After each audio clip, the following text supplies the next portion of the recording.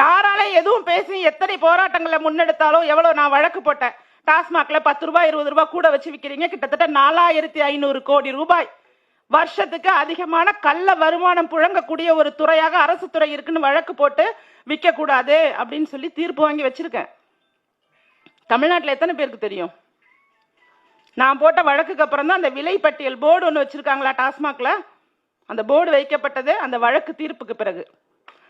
நான் கேட்டேன், நீங்க தயாரிக்கிற மதுவுல என்னென்ன பொருள்லாம் கலக்குறீங்க அது குறித்த விவரம் வேணும்.